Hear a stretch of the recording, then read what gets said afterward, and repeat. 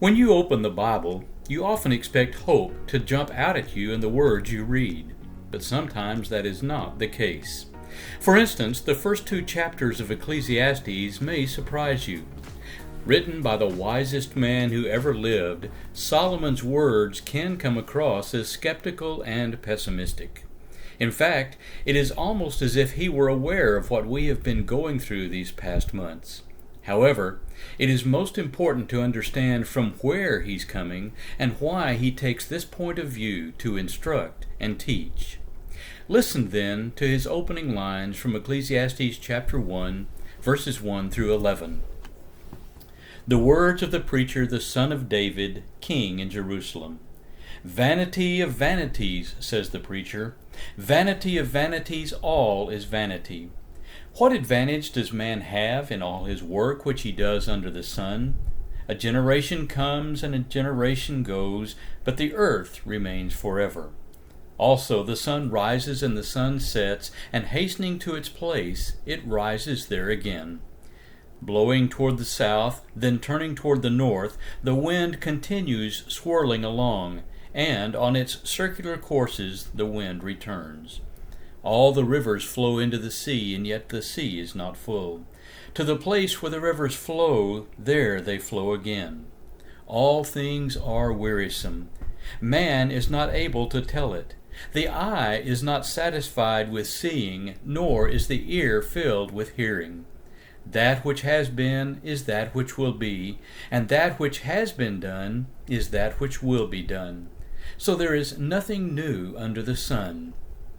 Is there anything of which one might say, "See, this is new"? Already it has existed for ages which were before us. There is no remembrance of earlier things, and also of the latter things which will occur there will be for them no remembrance, among those who will come later still. Did you catch what he wrote? Everything is weary and tiresome. No matter how much we see, we are never satisfied. No matter how much we hear, we are never content. History merely repeats itself. Nothing is truly new. It has all been done or said before. We don't remember what happened in those former times, and in the future generations, no one will remember what we have done back here. With all that we've been through thus far with this global pandemic, we might feel restless and dissatisfied and easily relate to the words Solomon is sharing. But as we look deeper and read further, Solomon is challenging us today, as well as those he spoke to long ago, to find some sort of meaning in what we are going through. Solomon went on to say he decided to explore by wisdom all that has been done, in verse 13. That sounds like what we also want to do. We rack our brains trying to find some meaning or reason for all that is happening, trying to wrap our heads around it as if we could do that, we would feel better.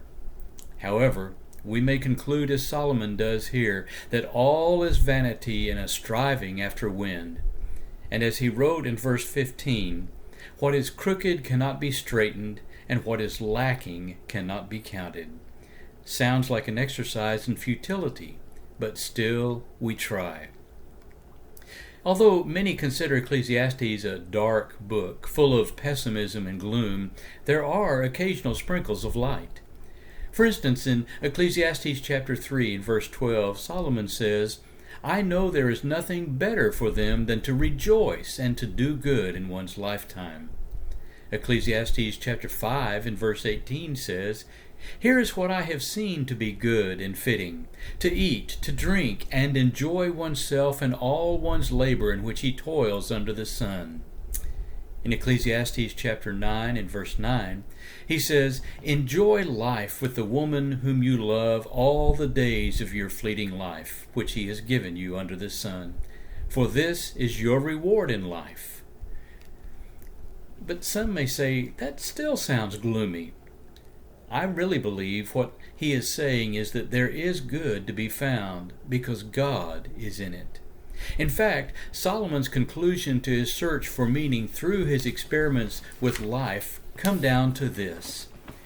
The conclusion when all has been heard is, fear God and keep His commandments, because this applies to every person.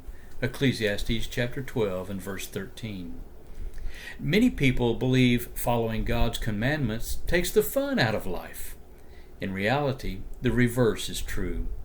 Jesus said in John 6, verse 63, "The words that I have spoken to you are spirit and life." In John 10:10, he said, "I came that they may have life and have it abundantly." In Deuteronomy chapter 28, verses 1 through 14, God promises that if we obey what He has commanded, He will bless us as He will open His good storehouse and shower good things upon us.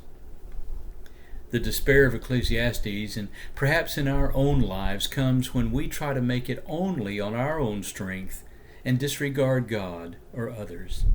Solomon said, "I will be wise, but it was far from me." Ecclesiastes chapter 7 and verse 23. Again, his efforts pointed him back to God.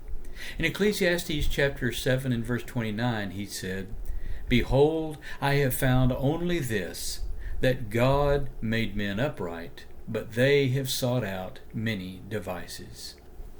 Solomon wrote the book of Ecclesiastes to help us realize our confidence in our own efforts, abilities, and righteousness are meaningless, because our faithful God is the only reason we live. It is only in Him and His Son Jesus we find life. Therefore, the call to each of us is this: "Come to me, all who are weary and heavy laden, and I will give you rest. Take my yoke upon you and learn from me, for I am gentle and humble in heart, and you will find rest for your souls. For my yoke is easy, and my burden is light." The words of Jesus in Matthew chapter 11, verses 28 through 30. In your consideration of the darkness in which you may find yourself, consider Him who is the light and the life of humankind, and follow Him. May God bless you in finding meaning and significance and life in Him.